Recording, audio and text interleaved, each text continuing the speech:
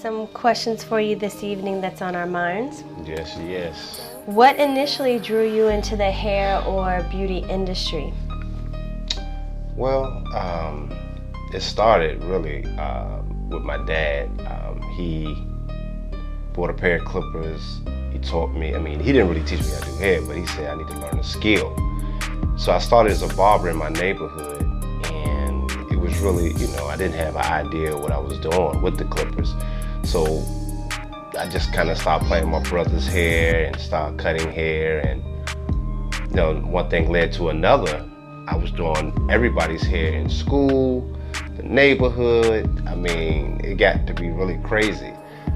And so from that point on, once I graduated high school, I had a neighbor that witnessed a lot of people coming in and out the house, and she thought automatically that I was a drug dealer or something like that. Come to find out years later, this older white lady, and so that was interesting. And so she discovered a beauty school up the street from me, and she felt guilty, I guess, from thinking that I was into drugs and stuff like that. She was sweet, Miss Pat, I remember her. And so the next thing you know, she brings home a brochure from Dudley's Beauty School in DC, Washington, DC. And so from that point on, I didn't really want to go to college from school, so I decided to go to beauty school. And initially, I just wanted to be around the women, so that was really the whole thing. And so my mom decided that she wanted me to go to school, and so she went up to the beauty school, gave me a little tour of Dudley's Beauty School. And like I said, initially I didn't want to go to beauty school at all. I had no clue how to do hair, women's hair at all, no clue, just raw. And so I said, hey, why not give it a try? And so my grandmother, for my graduation of high school, she decided that her gift to me was to pay for beauty school. And so I said, hey, cool, that'll be cool, hey, I don't have to go to college. I didn't want to go right back to college. I hated school. I was a terrible student in high school. So I went to beauty school, and one thing led to another. I had a lot of downs and just kind of trying to find my way through, trying to hold curling irons and dropping them and not knowing how to put color in the hair. I had no idea what I was doing. So people used to laugh at me, and they thought it was, oh, Eddie Scott, you don't know what you're doing. But I was a good barber. And so I said, hey, I just be a barber, and just kind of just figure my way out from there, go work at a barber shop. That was really my goals. So I took it upon myself to, actually I dropped out, to be honest with you. I actually dropped out when I had my son. He was just with my oldest son, and he really inspired me to go back to beauty school. So I dropped out, decided to drop out. And so I went back to beauty school on a more serious artistic level. And so once I made that decision to go back to school on that mindset, I was doing it for my child. I want to be better. I just wanted to be a better person. Everything wasn't funny anymore to the women. They didn't laugh at me anymore. I was more on an artsy side, and I just started to learn how to do hair. I started playing around and just got better and better and better, and I just created my own niche for myself. Yeah. Mm-hmm. Mm-hmm. So then tell us a little bit more. You started to touch on it after beauty school, and what did the early years of the career look like after you finished your training at the beauty school? You said what was the early? What were your early years after your training, after you finished beauty school? The early years of your career. Oh man, that's an interesting question, because my career actually started in reverse where most people try to go. And I had no idea of the beauty industry at all. No clue, zero, zilch. Next thing you know, I'm doing fashion shows in New York City, like a year or two after my graduation. I was hosting shows. I did the first Gap fashion show in New York and in Maryland. I did that. The first one was in Maryland when after I graduated. It was like a year after I graduated beauty school. I worked in DC at Natural Motion Beauty Salon, and people, just like a historic salon in DC, Washington, DC. Liz Nolan was my first teacher, and she taught me quite a bit. Liz and Sonia Mullins was my mentors.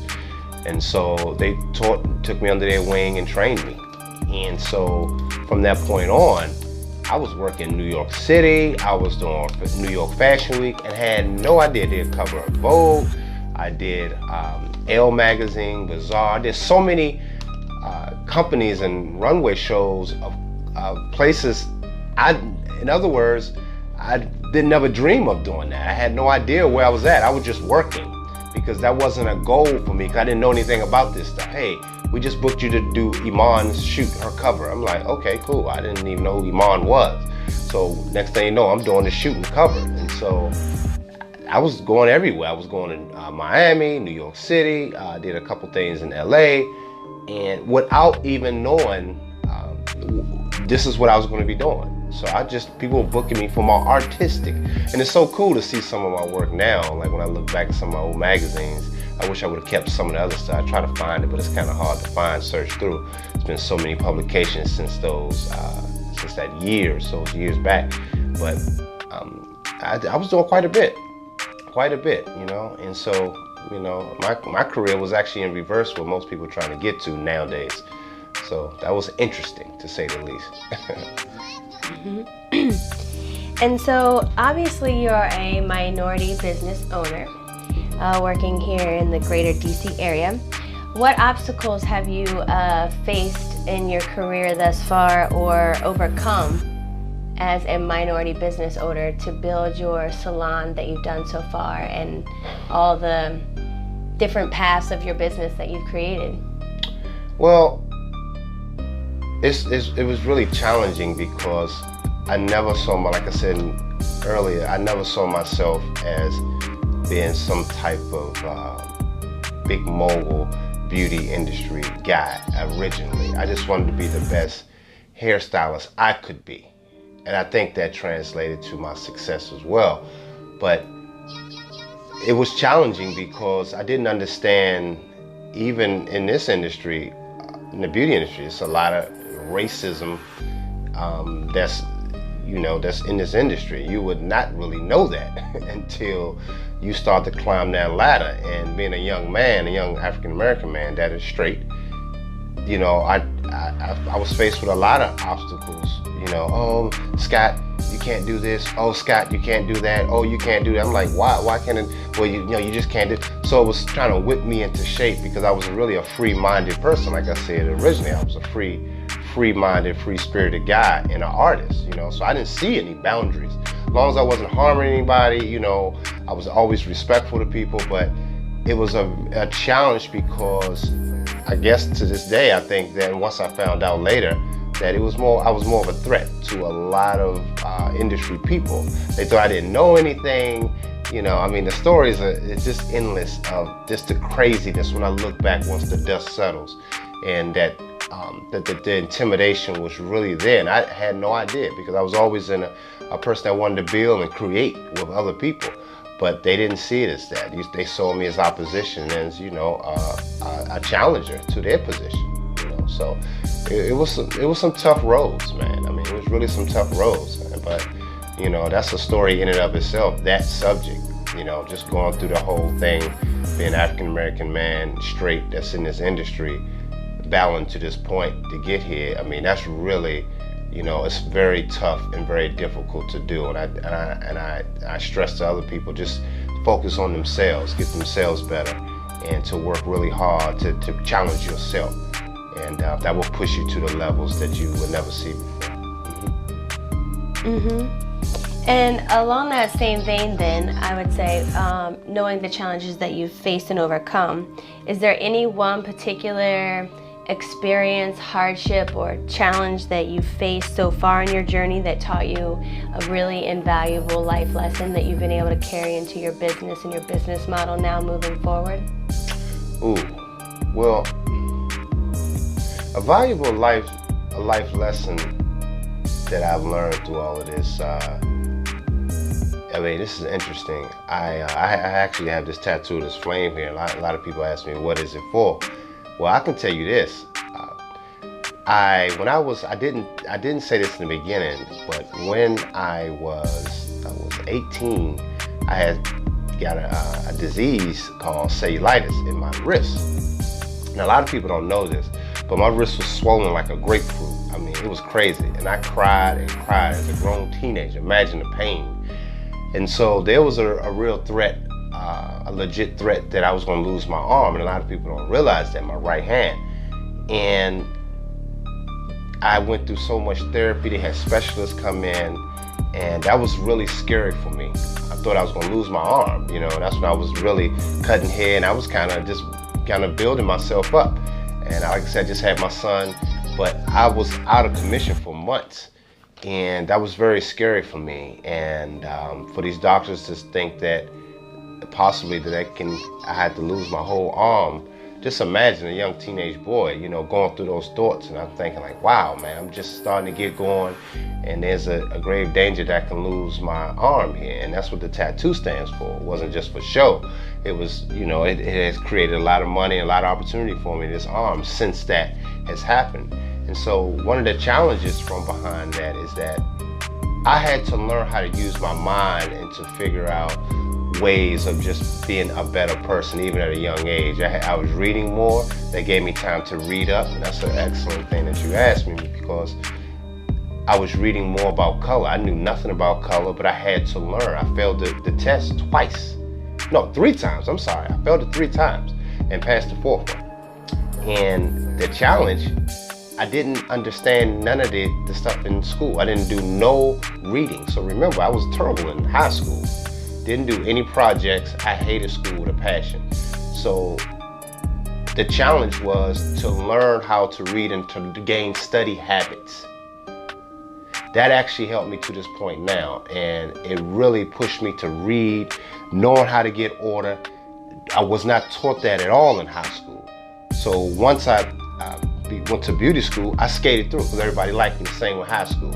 You know, I couldn't do hair. I thought I was going to just be a barber. They gave my license. I didn't pass none of the tests. And if they watching, they're like, what? How did I in school, in hair school? So they just they released my hours. But I think I passed like 4 of the tests. You're required to pass every chapter, 20-some chapters, I think, in the book. I passed like 4, and the rest I failed or skipped out. But they released my hours. But it didn't do me any good because I failed the test. The first time I took the test, it was interesting. I took the test without studying.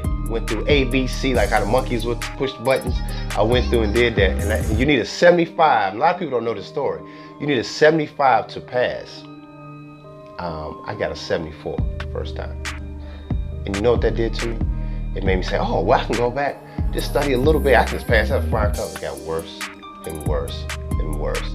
So that pushed me to study. And that was one of the challenges that I had to learn how to study. I had no idea how to do that. No organization, didn't read a lot, but it really pushed me to that next level of being a great chemist with color. And a lot of people see some of my work now. A lot of colors that people are doing now, I was doing that back in the 90s without the formulations they have today. So, but it's so interesting to see. But I had to learn the hard way. So that was one of the challenges, and it pushed me to that next level. And that's why I believe I can reach back and, compete at a high level, even with some of this young talent out here, because I was doing that early without even knowing exactly what I was doing. But I had to just learn, understand the chemistry and the science behind it. Yeah. Mm-hmm. You've already kind of touched on this a little while ago. A couple of your mentors that you've had told us a few of them already. But if you had to pinpoint one, which I know is hard, who would you say has been your greatest mentor? Wow. Whether it be hair, beauty, life, or whatever you may choose. Well, my greatest mentor, I have to say, there were different ones, and there's different aspects of my life too, which is interesting because I played sports as well. And one of my mentors, his name was Tree. He played in the NBA for a while, but he was the first person to teach me how to play basketball, because I was always loved football as a young man. But the things that he taught me outside of just playing sports was phenomenal. He showed me nice luxury tank tops, how to dress and stuff like that. That was kind of cool. And of course my dad, I'm gonna say my dad as well, to get me involved as a young man to explore nature. We used to go hiking, and that aspect of life for me was really cool. And so to learn those things took me to another level of understanding as a man. And so, like I said, Tree and who else? Like I said, Sonia Mullins. She was a great artist. The way she moved and finessed herself when she's cutting hair, that was wonderful. You know, I learned that elegance from her. Let's see. Oh, that was a good one. That's something that, you know, I do think about from time to time. Those are some of the key people, key players in my life that really helped me, yeah. And if anybody I'm forgetting, please forgive me, but those are some of the key people that I think that come to mind right now that really pushed me as a man, you know, as a business person and as a artist, hair artist. And of course, the late great Vidal Sassoon. I never met him. Never met him. I met John Paul. I learned a lot of game from John Paul DeJure. I talked to him a couple times, one-on-one, and he talks to millions of people, but I talked to him a couple times, and that was cool. But Vidal Sassoon was one of my favorites, and just learning how he moved and the things that he did really inspired me as a person, as an individual, to be better at the craft. So he was one of the main.